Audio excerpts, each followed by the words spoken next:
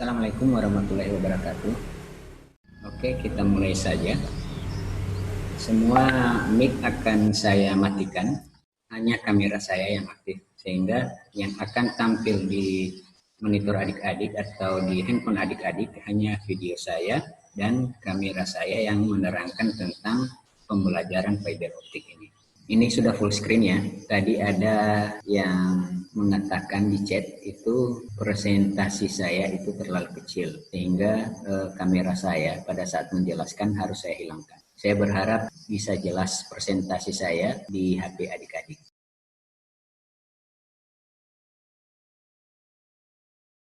Pengertian fiber optik.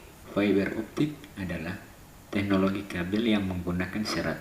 Di dalamnya terdapat kaca dan gelas yang sangat halus dan lebih kecil dari selai rambut. Dapat digunakan untuk mentransmisikan sinyal cahaya dari suatu tempat ke tempat yang lain. Sumber cahaya yang digunakan biasanya adalah laser atau LED sebagai transmitter. Struktur kabel fiber optik. Yang pertama adalah core atau inti, yang merupakan serat kaca yang tipis menjadi media cahaya. Yang kedua adalah cladding, merupakan lapisan luar melindungi inti dan memantulkan kembali cahaya yang terpancar.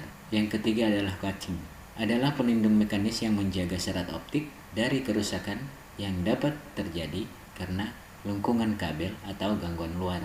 Yang keempat adalah string member dan outer jacket, sebagai pelindung yang menjaga kabel dari gangguan luar yang bisa menyebabkan kerusakan pada bagian core. Kelebihan fiber optik. Yang pertama adalah bisa membawa bandwidth yang sangat besar dengan kecepatan transmisi mencapai gigabit per detik dan dapat menghantarkan informasi dengan jarak jauh. Yang kedua, biaya pemasangan dan pengoperasian yang rendah serta tingkat keamanan yang lebih tinggi.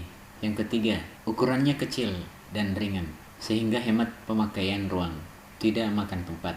Yang keempat, tebal terhadap gangguan elektromagnetik dan gangguan gelombang radio. Yang kelima, non-penghantar atau tidak mengalirkan listrik dan percikan api. Yang keenam, tidak berkarat. Sedangkan kekurangan fiber optik adalah yang pertama, instalasi dan maintenance kita harus menggunakan tenaga yang ahli. Yang kedua, komponen fiber optik mahal dan membutuhkan biaya ekstra dalam mengaplikasikan yang lebih spesifik. Yang ketiga, kabel fiber optik menggunakan gelombang cahaya untuk mentransmisikan data. Maka kabel jaringan jenis ini tidak dapat diinstal dalam jalur yang berbelok serta tajam atau menyudut. Selanjutnya adalah prinsip kinerja fiber optik. Untuk lebih jelasnya, mari kita sama-sama lihat video pembelajaran bagaimana cara fiber optik bekerja. Pernahkah Anda memikirkan mengenai bagaimana bisa mendapatkan email atau informasi lain dari sudut mana saja di dunia dalam sekejap? Hal ini bisa terjadi oleh karena jaringan kabel yang diletakkan di bawah tanah dan di bawah laut. Kabel yang membawa sebagian besar data dunia ini adalah kabel serat optik. Kabel-kabel ini juga digunakan dalam peralatan medis. Mari kita pelajari cara kerja kabel serat optik dan bagaimana cara kabel ini merevolusi dunia di sekitar kita. Kabel serat optik terdiri dari ribuan helai serat dan untai serat tunggal setipis rambut manusia. Serat optik membawa informasi dalam bentuk cahaya. Pertama-tama, mari kita pelajari beberapa perilaku dasar cahaya untuk memahami cara kerja serat optik. Kecepatan cahaya berubah ketika melewati media dan perubahan kecepatan ini dinyatakan oleh indeks bias. Variasi dalam kecepatan cahaya ini mengarah pada fenomena menarik lainnya, yaitu pembiasan. Untuk memahami apa itu pembiasan, mari kita lakukan eksperimen yang menarik. Dalam percobaan ini, cahaya melewati sebuah prisma. Terlihat pada antarmuka cahaya bengkok, bukan lurus. Fenomena ini dikenal sebagai refraksi atau pembiasan. Pembiasan terjadi ketika cahaya melewati media dengan satu indeks bias ke satu indeks bias lainnya. Cahaya berbelok ke arah antarmuka saat beralih dari media indeks bias tinggi ke satu indeks bias rendah. Pembiasan adalah alasan mengapa pensil terlihat bengkok di dalam segelas air. Teknik pembiasan sederhana ini efektif digunakan dalam serat optik. Sekarang, mari kita buat eksperimen ini sebagai hipotesis. Kita bisa meningkatkan indeks bias gelas secara real-time dengan menggunakan dopan. Ketika kita meningkatkan indeks bias, cahaya akan semakin banyak berbelok menuju permukaan. Setelah beberapa saat, Anda bisa melihat cahaya akan melewati permukaan kaca. Jika kita meningkatkan indeks bias lebih jauh, cahaya akan tiba-tiba kembali ke media pertama sebagai refleksi murni. Ini disebut pemantulan internal total. Pemantulan internal total mungkin terjadi jika kita meningkatkan sudut datang daripada meningkatkan indeks bias. Dalam hal ini, pada sudut tertentu akan disebut dengan sudut kritis. Cahaya akan kembali ke media pertama. Fenomena pemantulan internal total ini digunakan dalam kabel serat optik untuk mengirimkan cahaya. Bentuk paling sederhana dari kabel serat optik ditunjukkan di sini. Kaca silinder dengan indeks bias tinggi. Jika laser mengenai antarmuka pada sudut yang lebih besar dari sudut kritis, pemantulan internal total akan terjadi dan cahaya akan mencapai ujung lainnya. Ini berarti bahwa cahaya dapat terkurung dalam serat optik dalam jarak yang jauh. Tidak peduli seberapa kompleks bentuk seratnya. Ingat, pemantulan internal total terjadi antara kaca indeks bias tinggi dan indeks udara bias rendah. Namun, serat optik membutuhkan lapisan pelindung. Lapisan pelindung tidak memungkinkan dalam konfigurasi ini.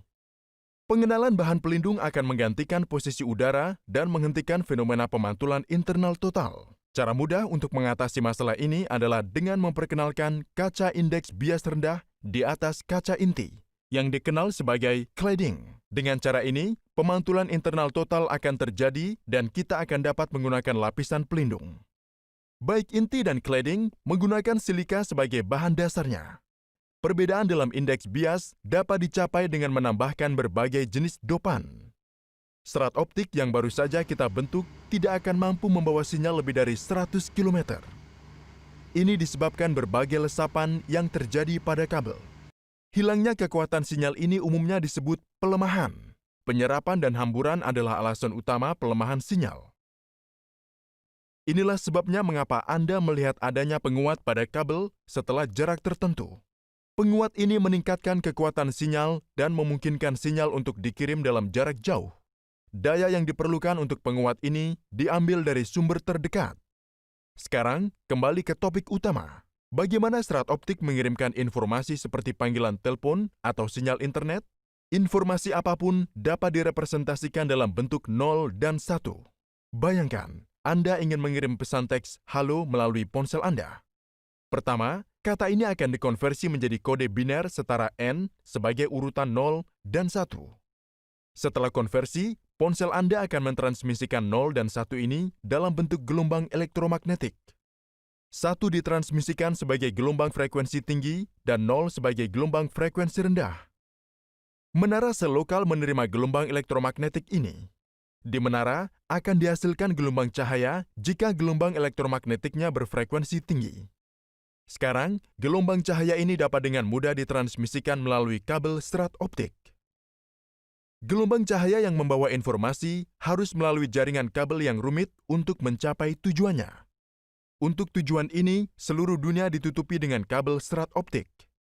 Kabel ini diletakkan di bawah tanah dan di bawah laut.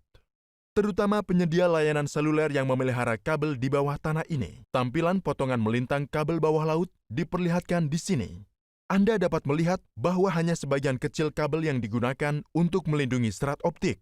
Bagian kabel yang tersisa adalah struktur mekanis untuk perlindungan dan kekuatan. Sekarang, pertanyaannya adalah, dari mana penguat mendapatkan dayanya di bawah lautan yang dalam ini? Nah, untuk tujuan tersebut, selubung tembaga tipis digunakan di dalam kabel yang membawa daya listrik di sepanjang kabel sehingga dapat memberikan daya pada penguat. Seluruh pembahasan ini mengacu pada bahwa jika kabel serat optik tidak mencapai bagian dunia tertentu, maka bagian dunia tersebut akan terisolasi dari internet atau komunikasi seluler. Jika kita membandingkan kabel serat optik dengan kabel tembaga tradisional, kabel serat optik lebih unggul dalam hampir segala hal. Kabel serat optik memberikan bandwidth yang lebih besar dan mengirimkan data pada kecepatan yang jauh lebih tinggi daripada kabel tembaga. Ini karena kecepatan cahaya selalu lebih besar daripada kecepatan elektron. Aliran elektron dalam kabel tembaga menghasilkan medan magnet bahkan di luar kabel yang dapat menyebabkan interferensi elektromagnetik. Di sisi lain, Cahaya yang bergerak melalui kabel optik selalu terkurung dalam serat sehingga kemungkinan interaksi dengan sinyal eksternal tidak ada.